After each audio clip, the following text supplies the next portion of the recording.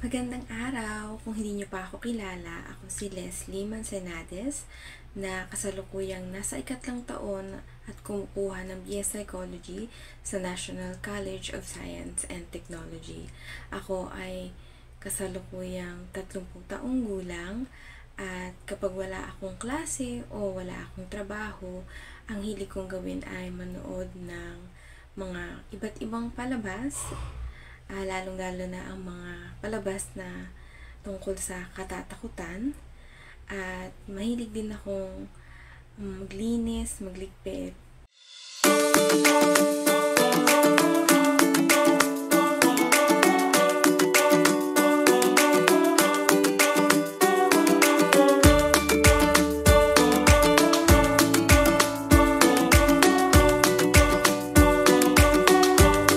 Magandang araw mga Purple Babies!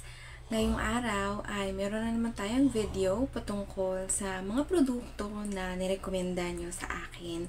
At meron akong 3 produkto dito na ating kikilatisin. Samahan nyo ko at alamin kung talaga bang dapat bilhin natin ang mga produktong ito. Tara!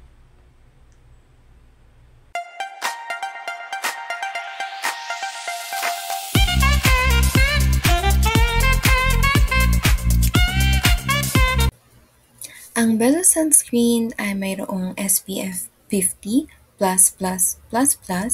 Ito ay sinasabing ultralight at hydrating sa balat. Ito rin ay water resistant para naman sa mga maselan ang balat at acne-prone skin. Ito ay non-comedogenic. Ang ibig sabihin ay hindi ito makakabara sa ating pores, hypoallergenic, at ito ay murang-mura sa halagang 257 pesos, 30 ml na ang inyong makukuha.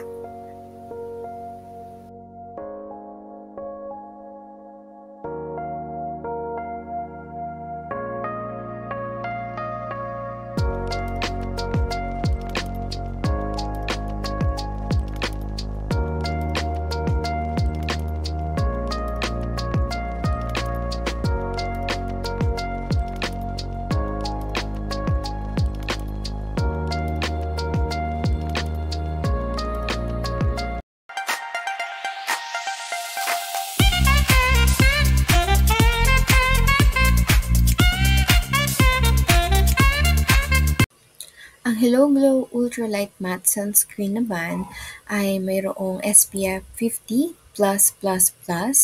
at sinasabing meron itong combination ng Cica, 4% ng niacinamide at ito rin ay mayroong ceramide. So ang mga ingredients na ito ay mayroong calming effect, brightening, at pwede ring ma-restore ang skin barrier para sa mga na-damage na ang skin. Ito rin ay sinasabing mayroong matte finish at sa halagang 350 pesos lamang ay mayroon ka ng 50 ml na squeeze sachet.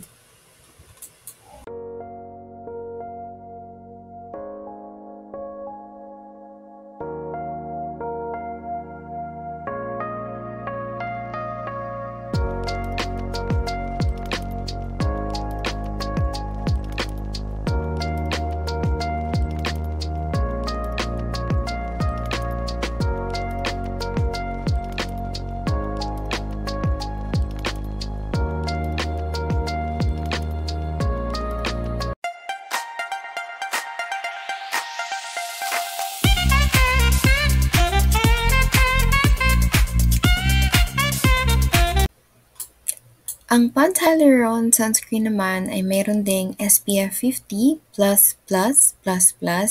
sinasabing hydrating at also kayang protektahan ang ating balat dahil nga sa taglay nitong 50++++.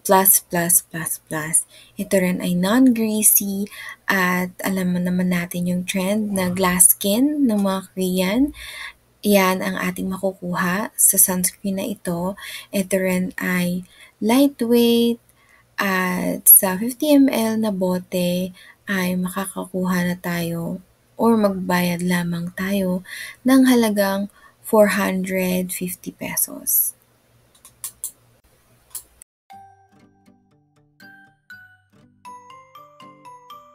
At ayun na nga ang mga produktong nirekomenda niya sa akin.